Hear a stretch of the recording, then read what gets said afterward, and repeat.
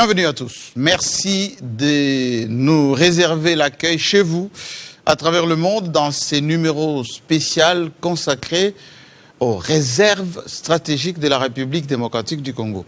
Chaque pays doit s'organiser pour endiguer le pénurie éventuel et surtout anticiper sur des situations difficiles.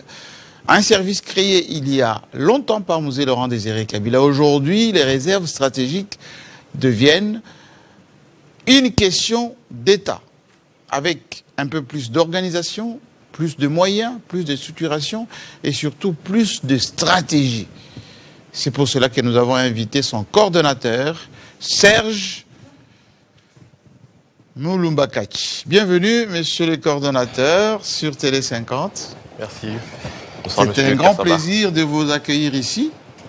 Merci. Parce que depuis que j'ai annoncé que vous allez être ici sur Télé 50, une cinquantaine de questions vous concernant. Oh, ok.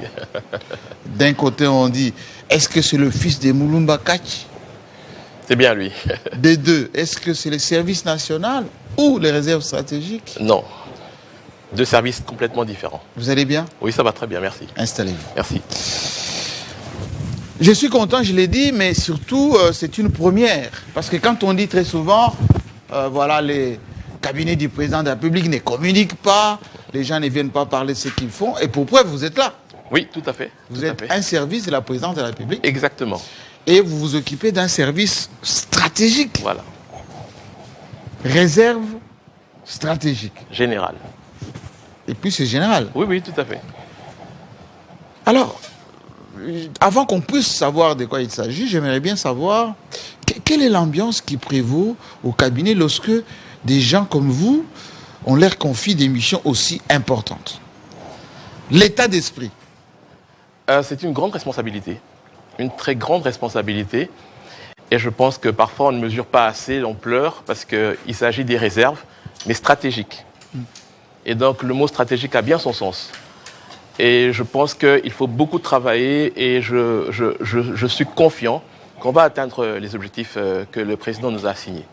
Alors on va voir. C'est quoi les réserves stratégiques? Oui. Qui êtes-vous d'abord? Et ensuite, on va un peu entrer dans le vif du sujet parce que j'ai des questions, de curiosité, des questions aussi, on va dire, de fond. Parce que les gens sont très intéressés par ce qui se passe dans notre pays. Oui. Vous savez que nous sommes solutions du monde. Absolument. Est-ce que nous-mêmes, nous avons nos propres solutions à nos problèmes? C'est la question. Voici donc les réserves stratégiques et l'invité du jour.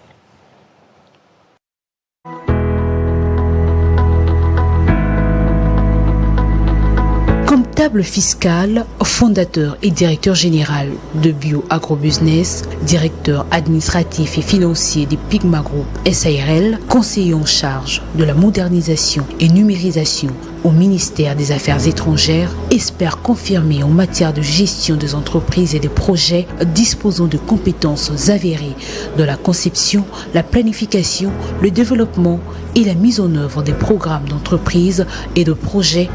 Diplômé en fiscalité de la Haute École Francisco Ferrer de Belgique et de l'École d'enseignement supérieur de Namur, Serge Mulumba Kachi est nommé depuis 2024 coordonnateur de la réserve stratégique générale, service spécialisé de la présidence de la République avec un mandat clair d'engager une dynamique de refondation profonde afin d'assumer pleinement son rôle stratégique au service de la résilience et de la souveraineté nationale. La réserve stratégique générale de la République démocratique du Congo, comme service spécialisé rattaché au cabinet du président de la République, initialement axé sur l'agro-pastoral, a récemment vu ses missions s'élargir pour garantir la souveraineté nationale dans plusieurs secteurs clés, notamment le secteur agricole, minier, énergétique et sanitaire. En d'autres termes, elle est créée pour constituer des stocks de sécurité et protéger le pouvoir d'achat des citoyens. C'est dans ce cadre que le résultat enregistré quelques mois après la prise en fonction de la nouvelle équipe dirigeante traduisent cette volonté de la transformation et d'une réelle refondation de cette réserve pour qu'elle joue le vrai rôle d'un pilier de la résilience en RDC. Dans ce cadre de redynamisation et de refondation de la réserve, plusieurs missions ont été effectuées, notamment aux États-Unis, en Italie et en Chine pour améliorer la gouvernance institutionnelle, le cadre stratégique pour un changement durable de la réserve stratégique générale en République démocratique du Congo. Mais à ce jour où le coordonnateur est reçu par Jean-Marie Kassamba, il est temps de réaliser les rétrospectives sur le parcours de la réserve stratégique de sa création à nos jours, expliquer aux Congolais les contours de sa refondation. Quelles réformes ont été mises en œuvre par la nouvelle équipe dans le contexte actuel où chaque pays s'organise pour disposer des réserves réelles? Quel est l'état de lieu de la modernisation des infrastructures réglementaires et organiques? Quelle perspective pour ce pilier de la souveraineté nationale? La réserve a-t-elle les ressources nécessaires aujourd'hui pour faire face aux éventuelles crises? JMK, le coordonnateur, est à vous. Merci beaucoup. Il est à moi, mais je vais lui poser une question beaucoup plus directe. Oui.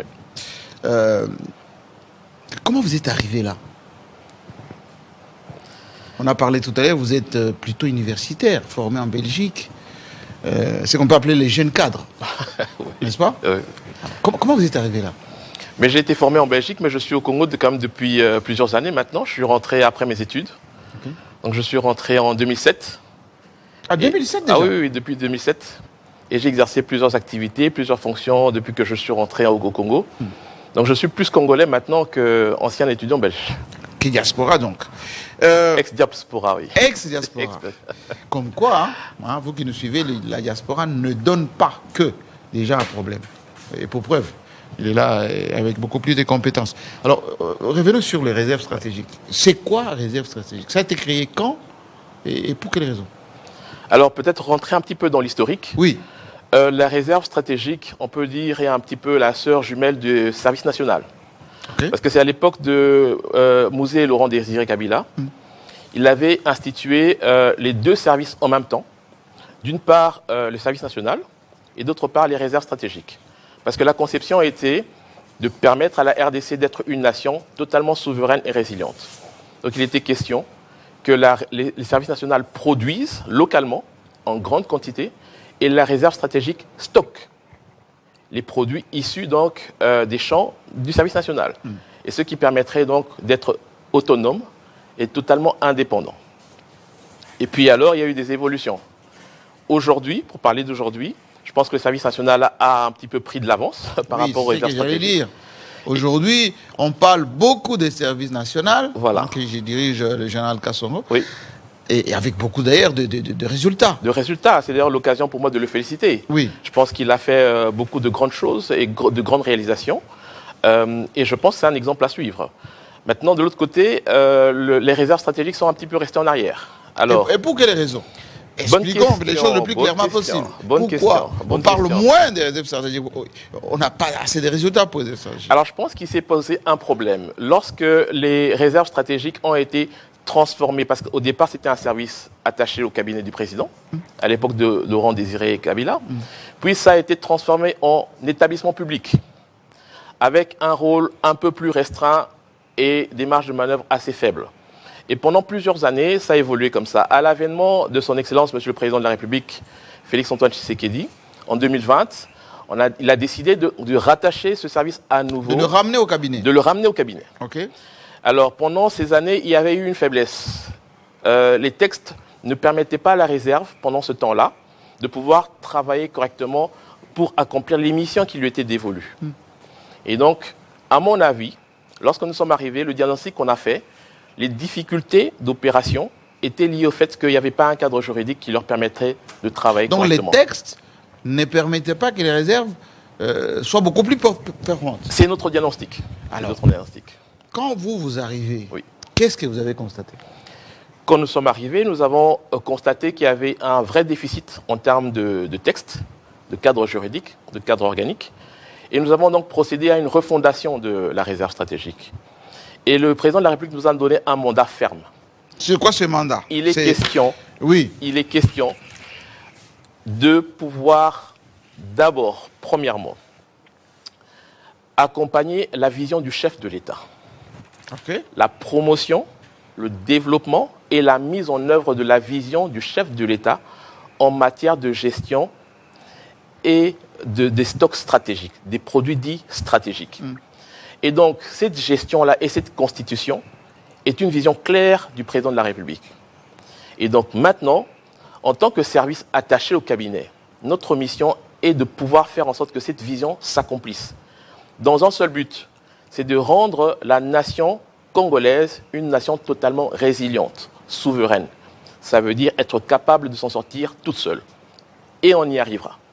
Alors, moi, je pose cette question parce que certainement beaucoup de ceux qui nous suivent ont le souvenir du maïs, du chinchard. Bon, je m'arrête là. Parce qu'il y avait les poulets aussi.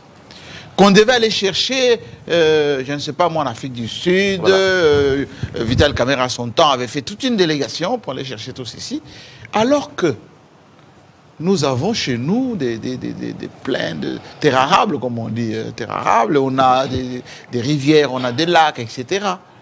Pourquoi réserve stratégique n'a pas un réseau de producteurs, comme vous avez dit tout à l'heure? Le service national produit, vous stockez, mais vous pouvez également aussi racheter. Tout à fait. Et stocker pour qu'on n'ait pas de pénuries, qu'on ne puisse pas acheter des chinchards à la fin de chaque année pour donner à nos fonctionnaires, etc. Voilà. Est-ce que j'ai mal réfléchi? Non, pas du tout, pas du tout. Mais je pense qu'il faut un peu circonscrire la mission de la réserve stratégique. Pendant longtemps, on a considéré la réserve stratégique comme un simple entrepôt de produits agricoles. Ça se comprenait comme ça? Oui, mais ce n'est pas ça. Les réserves stratégiques, c'est carrément un pilier de tout le système économique. Pilier? Oui, tout à fait. Parce que la réserve stratégique intervient dans plusieurs secteurs. Nous pouvons aller dans le secteur des hydrocarbures, dans le secteur de la santé, dans le secteur agricole, industriel. Pourquoi? Parce que le produit qui est dit stratégique, c'est un produit dont l'importance a un impact direct dans l'économie du pays. Si ce produit manque, automatiquement, l'économie du pays... Exactement. Prenons le simple exemple du carburant. Aujourd'hui, notre économie repose à 70% sur les mines. Oui. Et vous savez que la plupart des mines se retrouvent dans le Grand Katanga. Et ces industries minières travaillent et fonctionnent avec l'énergie qui provient du carburant. Et donc, imaginez-vous un seul instant qu'on soit en pénurie de carburant. Comme en ce moment avec la crise due à la guerre en Iran. Voilà. On peut retrouver toute notre économie paralysée par le simple fait qu'il y a un produit que nous appelons stratégique qui manque. Et donc, lorsqu'on va dans différents secteurs de la vie économique, on peut identifier plusieurs produits qui sont stratégiques, qui peuvent faire en sorte que s'il y a pénurie, l'économie du pays peut être handicapée.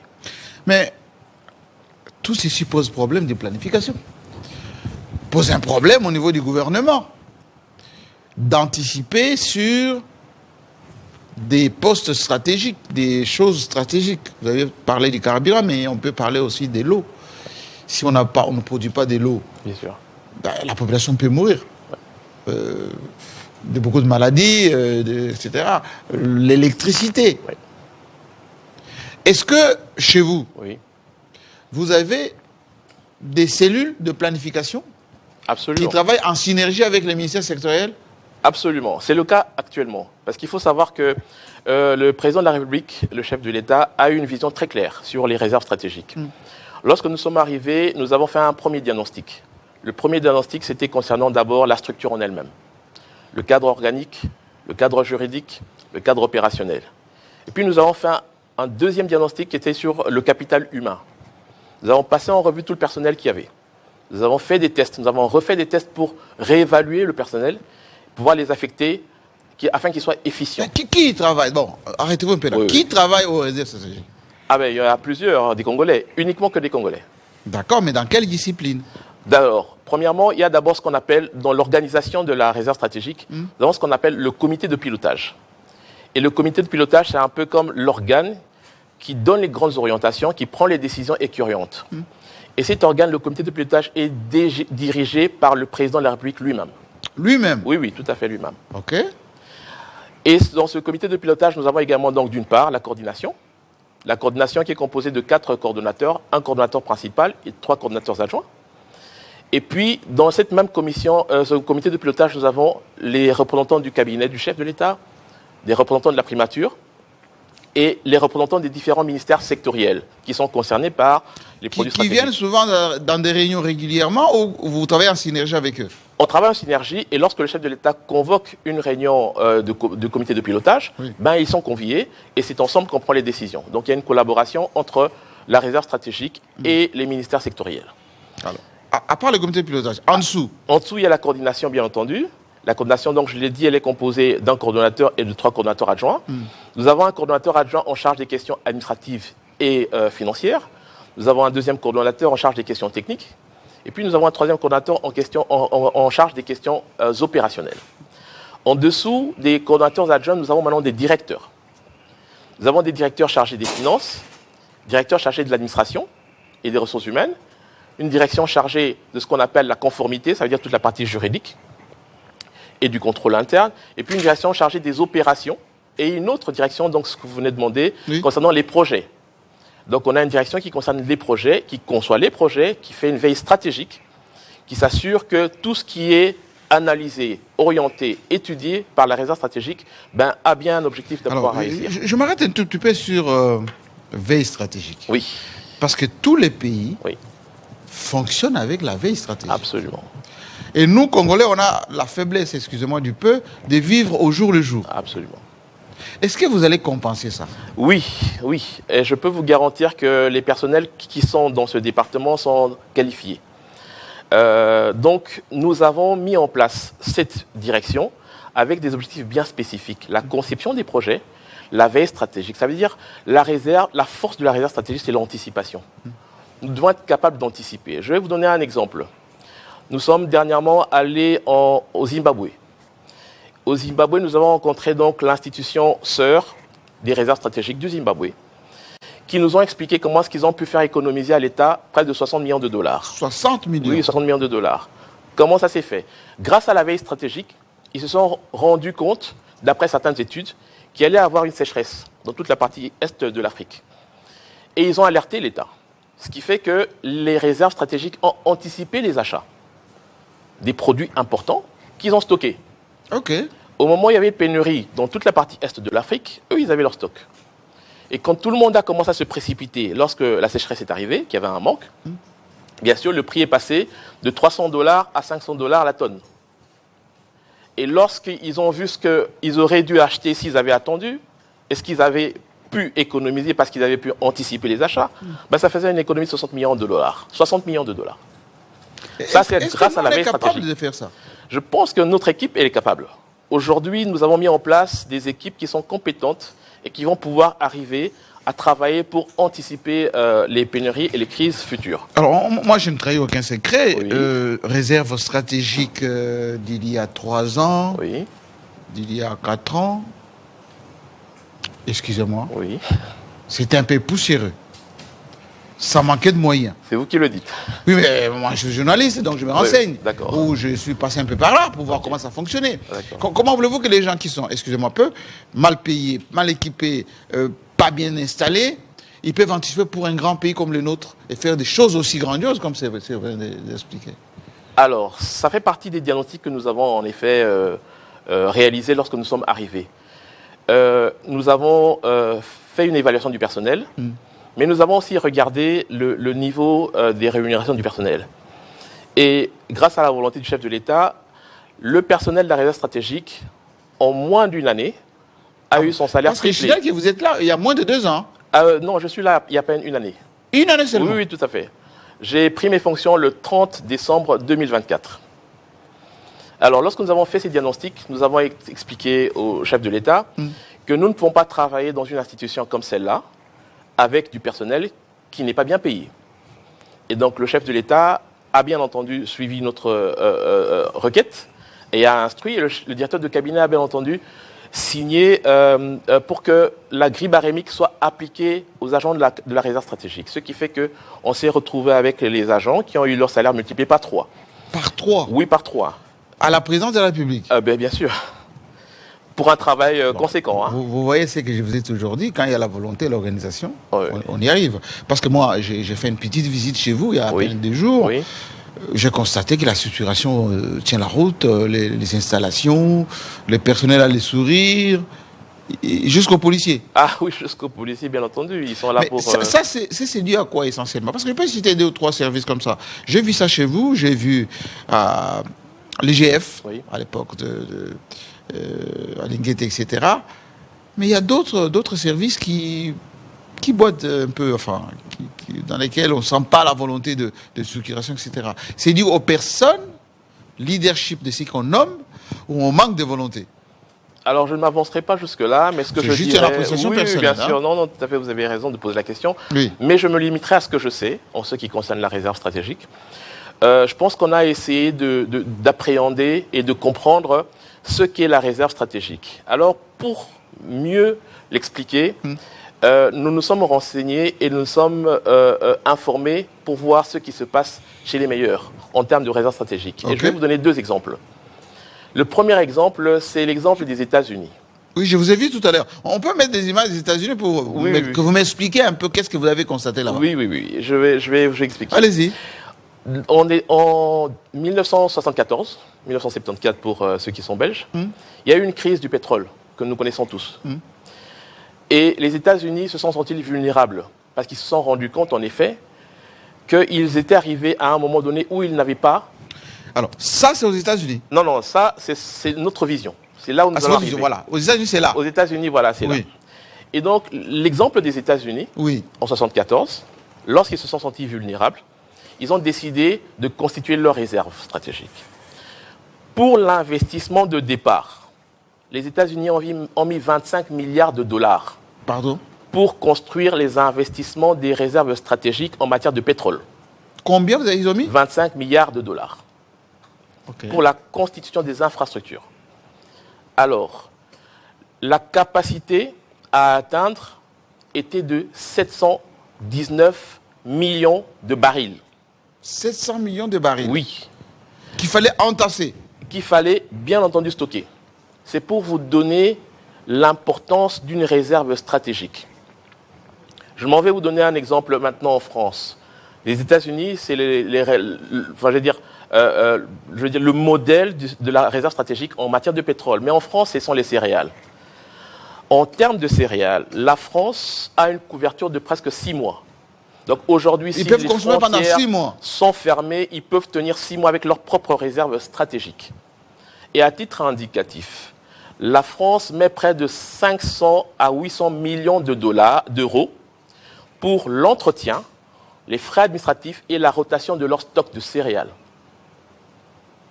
C'est pour vous dire que les pays qui ont compris l'importance d'une réserve stratégique n'hésitent pas à mettre les moyens. Mais le travail que vous faites, c'est presque militaire, hein? Oui, c'est presque militaire, c'est paramilitaire, on va dire, pour ne pas aller dans... Oui, service national paramilitaire. Oui, vous aussi, vous êtes paramilitaire. C'est du paramilitaire. C'est-à-dire qu'on doit protéger vos installations, Absolument. On doit protéger vos plans, on ne doit pas savoir ce que vous faites. Absolument. Dans un monde volatile comme dans lequel nous vivons actuellement, les réserves stratégiques, c'est une question de sécurité nationale. Alors, moi, vous êtes là pour oui, bien sûr. Éclairer notre opinion. Absolument. Parce que, en termes de réforme, qu'est-ce qui doit être fait? Vous avez fait votre diagnostic, vous avez présenté au président, vous avez constaté ce qui est fait ailleurs. Qu'est-ce qui doit être fait à court, moyen terme? Très bien. Pour qu'on soit quand même protégé. Tout à fait. Et je pense que c'est là où je peux remercier le chef de l'État parce qu'il a une vision claire en matière des réserves stratégiques. Nous avons fait un diagnostic et nous avons présenté les résultats de notre travail. Immédiatement, le chef de l'État a pris une ordonnance. Une ordonnance 25/273 qui a accordé à la réserve stratégique des missions claires, précises et larges, transversales. Cette décision a été saluée par tous les acteurs économiques et surtout par ceux qui comprennent ce que c'est la réserve stratégique. Pourquoi? Parce que le président a donné une mission claire, telle que ça se passe dans d'autres pays, à la réserve stratégique. Ça veut dire la constitution et la gestion des produits dits stratégiques pour permettre une couverture suffisante afin de rendre la nation résiliente et le pays totalement souverain. Et donc nous avons commencé donc ce travail de refonte institutionnel. Et le cadre juridique qui a été mis en place depuis maintenant 4 mois, aujourd'hui nous donne la capacité et les moyens de travailler pour constituer ces vraies réserves. Alors, il y a une question que j'ai notée des gens qui nous suivent. Ils posent la question suivante. Oui. En général, quand on nomme, Oui. on nomme soit par affinité, soit par, allez, on va dire appartenance provinciale, etc. Oui. Et puis, par moment, on nomme des gens qui n'intègrent pas cette façon de voir un peu plus loin. Oui. Est-ce que vous avez des contraintes chez vous quant au profil de personnel embauché? Ensuite, quant à la technicité des procédures, par exemple, de mise en place, des conservations, est-ce que vous avez ces genres d'exigences? Oui, tout à fait. C'est important. Parce que je vais vous donner un petit exemple. Nous avons été en Chine lors d'une mission récente et nous avons compris que la manière optimale de gérer les aires stratégiques, c'est de les gérer en intégrant le numérique. Okay. Aujourd'hui, nous avons les possibilités. Nous sommes de travailler sur un projet justement pilote qui va être expliqué peut-être tout à l'heure. Ce projet pilote vise à mettre des infrastructures de stockage où on a par exemple des silos. On peut comme ce que j'ai vu là. Oui, comme vous avez vu. Là, vous étiez où, en Chine? En Chine, tout à fait. Et c'est comme ça chez eux? Oui, c'est comme ça chez eux. C'est immense, hein? Tout à fait. Et on a discuté, échangé avec les sociétés qui sont vraiment à la pointe de la technologie. Et donc, ils nous ont proposé un modèle de silo qui peuvent fonctionner avec des capteurs électroniques qui permettent donc à distance de connaître la température. Pour la conservation des Pour stocks. la conservation des stocks, la température ambiante du produit, la quantité et bien sûr toutes sortes de mécanismes qui sont automatisés à distance. Ça veut dire que je suis dans mon bureau, j'ai ma tablette, j'ai mon écran et je peux me connecter à mon silo qui se trouve à Kimpese ou à mon site qui se trouve à Mbujimayi ou bien à Kolwezi et connaître exactement quelle est la quantité de stock que nous avons. Ainsi, nous pouvons avoir un tableau de bord. À la minute où le chef de l'État nous appelle pour nous demander quelle est la situation des réserves du pays, nous pouvons lui dire à Kasumbalé, ça nous avons autant de tonnes, à Bumba, nous avons autant de tonnes, dans le Kwilu, nous avons autant de mètres cubes de carburant, parce qu'on arrive à avoir une intelligence et une gestion électronique numérisée et une gestion intelligente. Et ça va nécessiter bien sûr un profil spécifique. Est-ce que ça, c'est un projet ou c'est en train de se faire? C'est en train de se faire. C'est en train de se faire. Nous sommes en train de travailler avec une société, nous sommes en partenariat avec une société, nous sommes en train de effectuer pour l'instant des études de faisabilité et bientôt nous allons démarrer un projet pilote. Et attention, projet pilote ici, ce que nous envisageons, nous voulons faire des projets pilotes parce que le projet pilote, non seulement il montre comment ça doit se passer, mais il résout aussi un problème. C'est différent d'un projet de démonstrateur. En général, nous sommes dans des projets de démonstrateurs pour voir comment ça se passe. Mais nous, ici, on va faire des projets pilotes pour les mettre là où il y a vraiment un besoin, mais en même temps montrer comment ça va fonctionner. Et très bientôt, on va vous inviter pour venir... Alors, j'ai vu à votre siège que vous êtes en travaux là-bas. Oui. C'est pour faire quoi? Mais on a un problème d'espace. Vous vous rendez compte de l'importance de la réserve. Donc, pour l'instant, on a un personnel qui travaille dans des conditions très difficiles. Et nous pensons que pour être optimal dans le travail, nous avons besoin de travailler dans de meilleures conditions. Donc, nous avons décidé de mettre un focus sur l'environnement de travail. Et il fallait donc un peu élargir les bureaux et permettre aux gens de travailler dans... J'ai entendu dire, oui. Vous voulez faire un grand bâtiment à 8 étages comme l'IGF. Ça, c'est la vision qu'on a là. D'ici 5 ans, oui, bien sûr, d'ici 5 ans. À peine 1 an. Je peux vous garantir que quand vous allez dans les réserves partout au monde, les réserves sont protégées par l'armée. Oui. Sont gardées par l'armée. Oui. C'est une question de sécurité nationale. Donc on ne peut pas concevoir que les réserves stratégiques soient prises à la légère. Donc nous voulons emmener les réserves au niveau où ça doit être. Alors, réserve, c'est aussi les moyens.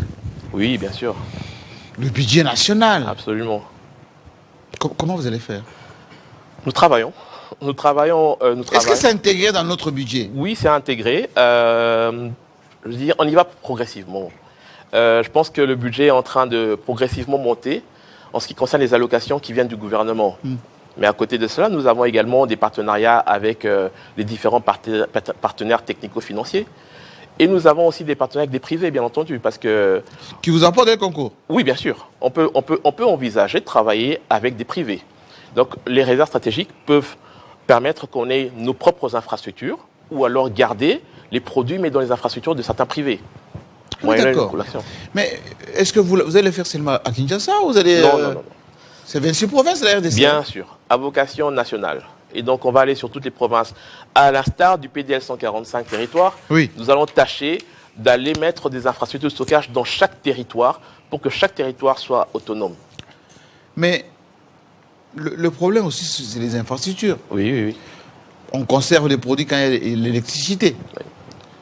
Vous allez installer des panneaux solaires, vous allez faire comment? Est-ce que vous avez un plan national d'installation de vos silos, d'installation de vos équipements, des chambres froides, par exemple, pour conserver des médicaments, les poissons, les vivres? Comment vous allez faire? Est-ce que vous avez ces plannings-là au plan national? Oui, nous y travaillons. Maintenant, le planning, il est en cours d'élaboration. Ce que je vous ai dit tout à l'heure, c'est que nous commençons par un projet pilote. Et ce projet pilote, une fois qu'il pourra montrer ses résultats, nous allons soit l'agrandir ou le dupliquer. Et bien entendu, en s'adaptant toujours à chaque réalité de chaque territoire. Prenons l'exemple, dans le Sankourou, on consomme beaucoup plus le riz. Oui. Bon, voilà, donc dans le Lualaba, c'est probablement plus le maïs. Oui. Donc les infrastructures de stockage ne sont pas les mêmes. Et de Congo central, le Voilà, manioc. exactement. Donc on va adapter dans chaque province des infrastructures de stockage qui correspondent aux habitudes alimentaires. Donc il y aura une dose de sociologie. Absolument. En ce qui concerne les aliments, par exemple, parce qu'il faut tenir compte des habitudes alimentaires. Mais lorsqu'on part dans les carburants, je veux dire, ça dépendra plutôt de la consommation. Le Grand Katanga, les miniers consomment presque 70% du carburant qui vient dans le pays, parce qu'il y a beaucoup d'industries là-bas. Donc il y a une dimension étude aussi. Absolument. Des consommations, de besoins, Absolument. selon les provinces, selon les habitudes. Tout à fait, tout à fait.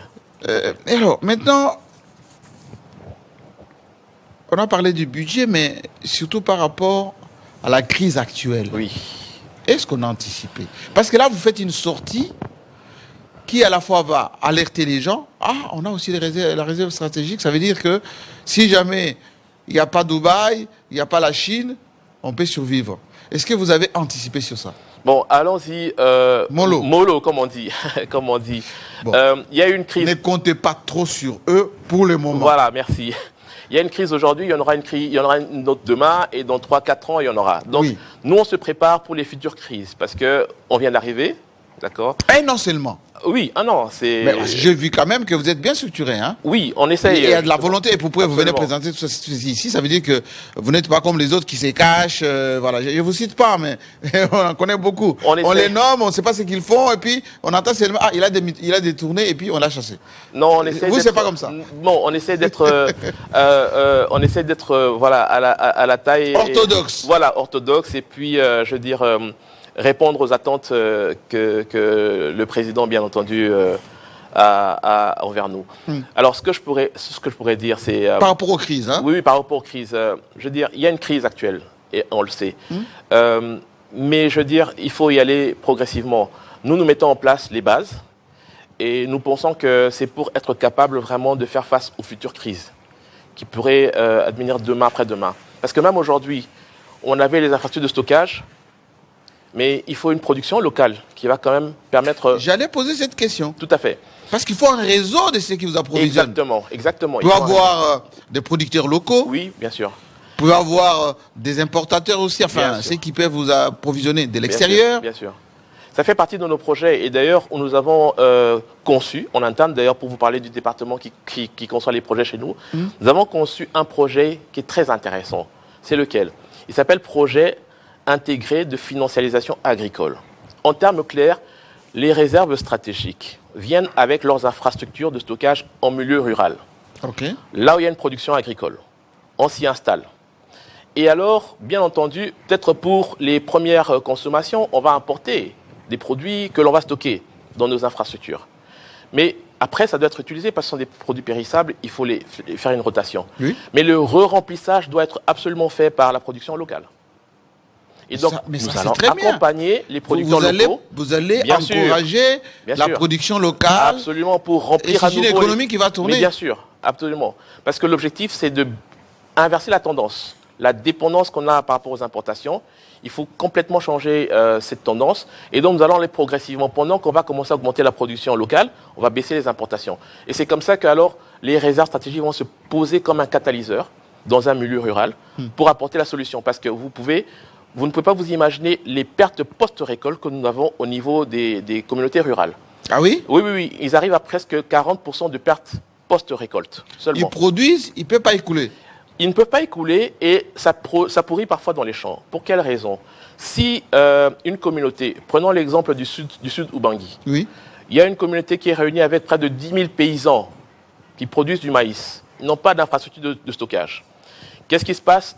Le maïs, c'est une culture saisonnière avec 4 mois plus ou moins de maturité. Après 4 mois, il faut récolter.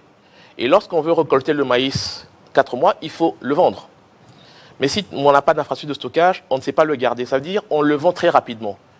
Et une fois qu'il est vendu, on se rend compte qu'on a encore un stock qui est en train de périr. On baisse le prix pour qu'il parte absolument. Et donc, le paysan se retrouve à perdre de l'argent parce qu'il perd sa production et il vend à moins cher en dessous de son coût de production. L'objectif pour nous, c'est d'emmener les infrastructures de stockage. Les paysans viendront et mettront leur production dans nos silos. Ils vont conserver pendant toute la période, même la période de soudure.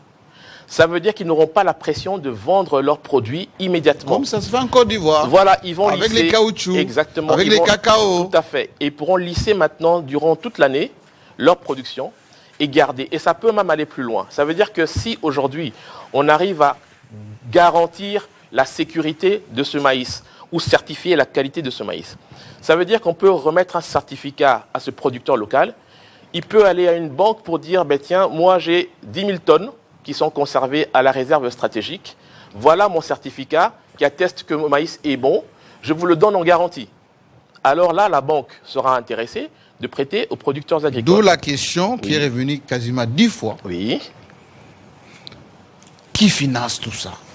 Bonne question. Est-ce qu'il y a des banques agricoles? Est-ce qu'il y a des banques d'investissement? Quand on sait que les Congolais, en termes d'épargne, il n'est pas très fort. Oui, oui, oui. C'est vrai que le président Tshisekedi, depuis qu'il est là, il a à peu près réserve stratégique en matière, ce qu'on appelle, à la banque, hein, oui. Ce qu'on appelle le réserve d'échange. Oui. Réserve d'échange. Oui. On a quelques milliards. Oui. Même si la Banque centrale, bon, c'est notre question, a pris un peu de dents pour essayer de racheter des francs congolais, etc., pour donner un peu de la valeur. Mais est-ce que vous avez pensé aux aspects financiers? Bien sûr. Je peux vous garantir que la vision du président de la République est très claire. Parce qu'à côté de la réserve stratégique, vous avez vu que dernièrement, il y a une ordonnance qui a été publiée, qui avait mis en place l'équipe du fonds d'investissement stratégique. Oui. Eh bien voilà. Ce fonds est supposé accompagner ce genre de projet. Et ce genre de projets qui ont un caractère stratégique, ben justement, pourront bénéficier des fonds qui viendront de cette entité. Et l'octroi ne sera pas aléatoire, hein? Non, à partir du moment où on a une institution comme la réserve stratégique, oui, on apporte la caution du sérieux. Ça se voit. Alors, quelqu'un a dit, est-ce que vous allez vendre? Parce que si vous réservez, vous avez des stocks, et que nous, on a besoin de consommer, est-ce que vous allez avoir des points de vente, réserve stratégique, ou bien vous allez seulement conserver en cas de situations difficiles? Bon, ça fait partie un petit peu des habitudes, je veux dire, qui ont été gardées dans les précédentes coordinations, compte tenu des textes qui étaient assez limitants dans les missions. Oui. On produit, on stocke. On stocke. On voit Kingasani, les mamans qui descendent avec des sacs de maïs. On intervient sur le marché, oui, mais on n'est pas revendeur. Parce que notre objectif n'est pas... Jusqu'au détail. Non, notre objectif n'est pas d'aller en compétition avec le secteur des vendeurs économiques, voilà, tous ceux qui sont du secteur privé, qui font du commerce. Nous venons et nous inondons le marché avec les produits, juste pour, on va dire... empêcher la crise. D'une part, gérer la crise. D'une part. D'autre part, c'est pour renouveler nos stocks. Parce que n'oubliez pas que pour le maïs, par exemple, on doit renouveler les stocks au bout d'un certain temps. Oui. Et donc, lorsqu'il faut arriver avant la date de péremption, il faut bien sûr déstocker. Et on mettrait donc à la disposition des revendeurs, des grossistes, des semi-grossistes, les quantités qui doivent être déstockées, d'une part. Mais d'autre part, on peut aussi remettre à la disposition des transformateurs. Parce que, imaginons que nous stockons des graines de maïs.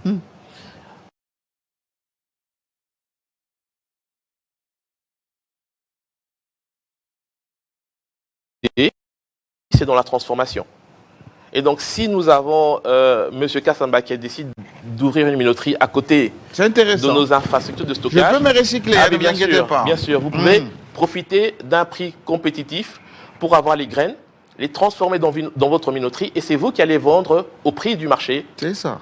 Comme ça, vous allez gagner de l'argent et vous serez intéressé de venir racheter notre produit. Mais nous allons vous contraindre à accompagner quelques producteurs locaux dans les environs. Avec les prix conventionnels, avec les prix concurrentiels, on va dire. Pour je veux dire, booster... Ne pas faire concurrence pas faire aux gens qui font du commerce. Absolument, mais c'est surtout pour booster la production locale. Comme ça, on est sûr que pour le re-remplissage, ça sera issu de la production locale. Est-ce que chez vous, vous avez des compétences dans les domaines de l'énergie, dans les domaines, par exemple, des médicaments, dans les domaines, par exemple...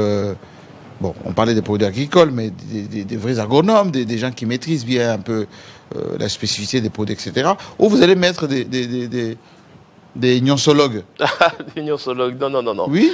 Les réserves stratégiques, partout dans le monde, travaillent avec des sociétés spécialisées. Ah, c'est comme ça? Ah oui, absolument. Prenons l'exemple des carburants, des hydrocarbures. Demain, nous aurons nos dépôts de stockage des carburants, 40 000 mètres cubes, 60 000 mètres cubes le Katanga, par exemple. Nous allons prendre ces infrastructures. Donc ça sera comme ça? Oui, exactement.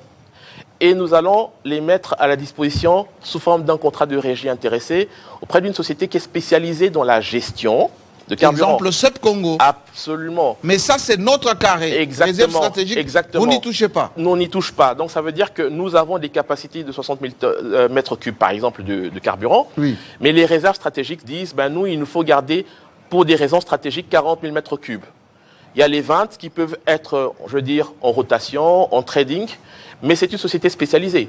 C'est-à-dire que si aujourd'hui le président décide pour l'une ou l'autre raison de prendre une quantité de stock stratégique dans le Katanga, par exemple, pour l'armée, par exemple. Oui, pour l'armée, par exemple, pour la police, ou bien une catastrophe naturelle quelque part. Oui. Eh bien, on va ponctionner dans les réserves stratégiques. Et donc, il y aura un mécanisme avec le gouvernement pour remplir à nouveau les quantités qui auront été utilisées. Mais c'est une société spécialisée, bien entendu, qui va le faire. Donc, nous, au niveau de la réserve stratégique, on a la responsabilité de gérer les stocks, mais on peut confier la gestion spécifique à certaines sociétés. Est-ce que vous aurez des contraintes des quotas? Vous allez obliger, par exemple, des importateurs de médicaments. On doit avoir des quotas de telle quantité.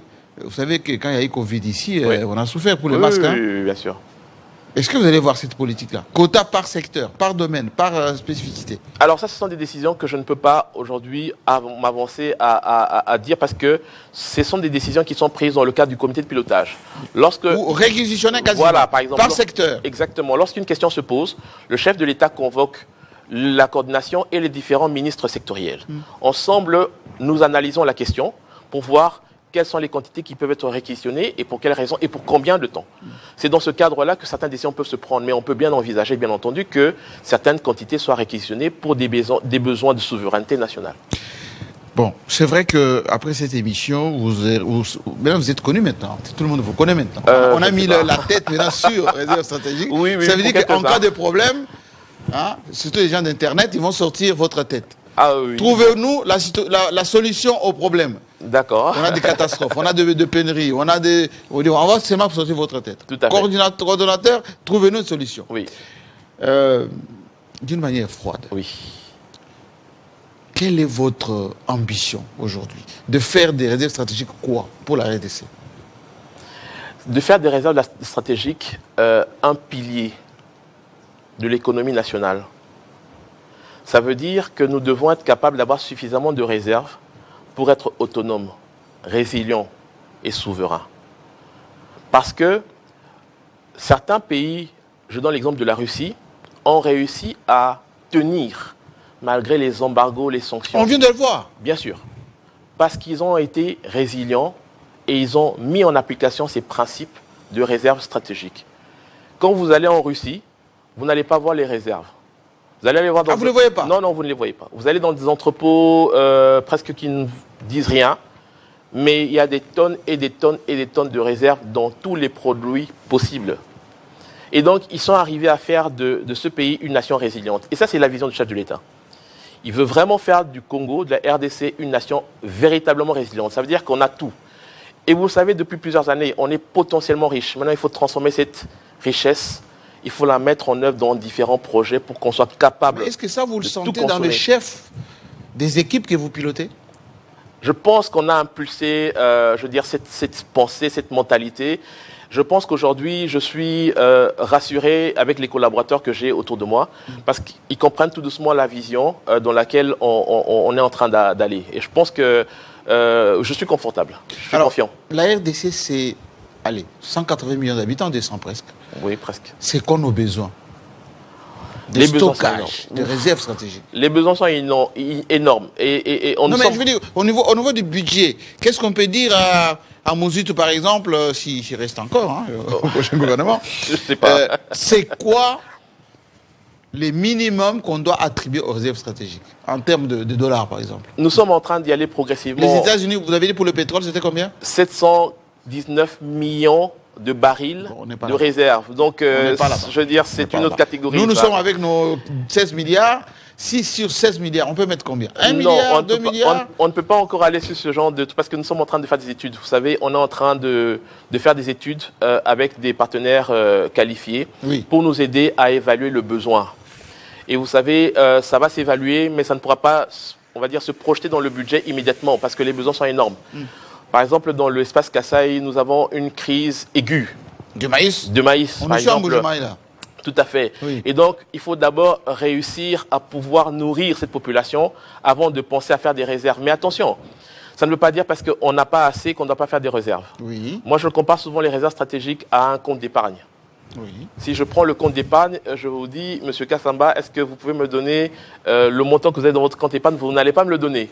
Pourquoi? Parce qu'en général... C'est stratégique. Voilà, c'est stratégique, vous avez bien compris. Et donc, le compte d'épargne, on met de l'argent sur le compte d'épargne, pas parce qu'on a beaucoup. Chaque mois, on gagne un petit peu. Parce qu'on anticipe. On anticipe quelque chose, on anticipe les jours mauvais. Et donc, la réserve stratégique, c'est un petit peu ça. Même si on a peu, même si on a un budget qui n'est pas à la hauteur de nos ambitions, il faut quand même mettre quelque chose. Et c'est ce quelque chose-là qu'on essaie de pousser pour mettre de côté progressivement, jusqu'à ce qu'on ait les moyens de notre politique. Alors, mettez-vous debout, monsieur le directeur. Merci. Là, je vous pose une question de confiance. Oui. Vous savez, chez nous, on parle de Kalaï technique, Kalaï bouillon. Vous savez ce que c'est Kalaï technique? Article Un peu. 15. Oui, débrouillez-vous. Qui veut dire que nous, on vit au jour le jour. Oui, tout à fait. On vit sur base caisse. Oui. L'État a ça, on prend, on dépense. On prend, on dépense. Est-ce que vous allez aussi, sur le plan psychologique, impulser dans les chefs des Congolais la notion des réserves, la notion d'épargne, Oui. d'anticipation? Tout à fait. Et il y a beaucoup de pédagogie derrière. Et je pense que nous, même quand on éduque nos enfants, moi, par exemple, mon petit garçon, je lui ai fait une petite tirelire en carton. Ah, Et oui, j'ai bien scotché et j'ai une petite fente. Et une fois, ma femme me demande, mais qu'est-ce que tu es en train de faire? Je dis, mais non, je suis en train de faire une petite tirelire pour que le petit apprenne à mettre de côté. Et qu'est-ce qui se passe? Chaque fois que vous lui donnez un 500 francs, il part, il met dans sa tirelire et il met sous son lit. Je pense qu'il y a et il moyen... n'a pas déchiré ça? Non, il n'y a pas à déchirer. Et donc, ce qui fait qu'on a demandé et on a impulsé pour que tous les agents de la réserve stratégique aient des comptes bancaires. Il n'est pas question de payer des salaires en espèces. Et on essaye d'inculquer pour que les gens aient des comptes bancaires et qu'ils apprennent à épargner. Et petit à petit, c'est pédagogique et on voit comment ça marche. Et donc, je pense que si, à cette petite échelle, on arrive à le faire, il faut pédagogiquement commencer à apprendre aux Congolais à mettre de côté. Mais les Congolais aussi fonctionnent, tant que je suis là, je fais. Oui. La continuité de l'État, l'évolution, prospective sur 100 ans. On ne voit pas ça comme ça. Est-ce que vous allez changer ça là? Oui, absolument. On doit le changer. Et Le d'ailleurs, plan stratégique absolument, long terme. Absolument. C'est d'ailleurs pour ça que j'allais vous dire, nous avons un plan sur 5 ans. Il n'est pas question de penser à 1 an, 2 ans, 3 ans, 2028, 2030. Non. Nous avons un plan sur 5 ans. Et donc, on voit ce qu'on va faire aujourd'hui, dans 2 ans et dans 5 ans. Et donc, c'est dans ce plan-là qu'on va essayer de travailler pour qu'on ne s'éparpille pas en se disant, et si le président estime qu'il doit mettre quelqu'un d'autre à ma place, la personne trouvera une équipe, un projet qui va jusque dans 5 ans. Vous pensez comme ça? Ah oui, bien sûr. Le chef de l'État décidera ce qu'il veut et je pense que c'est la meilleure chose à faire. Comment expliquer que les gens comme vous, très bien instruits, qui parlent bien, etc., dès qu'on les met dans des positions comme ça, on met de l'argent à leur disposition pour gérer des choses de l'État? Ils détournent. C'est peut-être un problème d'éducation, un problème d'objectif et un problème de mission et de vision. Moi, quand je suis arrivé, un de mes aînés m'avait dit, lorsque tu entreras dans le bureau où tu vas t'installer, la première chose que tu dois faire le premier jour, regarde la porte de sortie. Ah oui? Ah oui, oui. Parce qu'un jour, tu sortiras aussi. Et tu ne vas pas le regretter. Ah oui, donc moi, aujourd'hui, je ne suis pas à la réserve parce que je veux m'y éterniser. Je sais qu'un jour, je partirai. Ma question est de savoir qu'est-ce que je laisserai derrière moi. Ah, merci beaucoup. Merci. Vous savez que vous venez de sortir par la grande porte devant le public congolais. On vous connaît désormais. Merci. Et nous allons, sur Télé 50 ailleurs, communiquer suffisamment sur ce que vous faites pour montrer que ce n'était pas les grands discours que vous avez fait ce soir, c'est du vrai travail. Merci beaucoup. Voilà, je vous laisse aller dans les coulisses. Merci. Et moi, je dois vous dire, les Congo méritent des bons gestionnaires qui réfléchissent et qui font. Parce qu'on va suivre ça. Réserve stratégique. Ça va Pesimbongo, Bosumba Obomba, Bino Boteki. Tolandelango.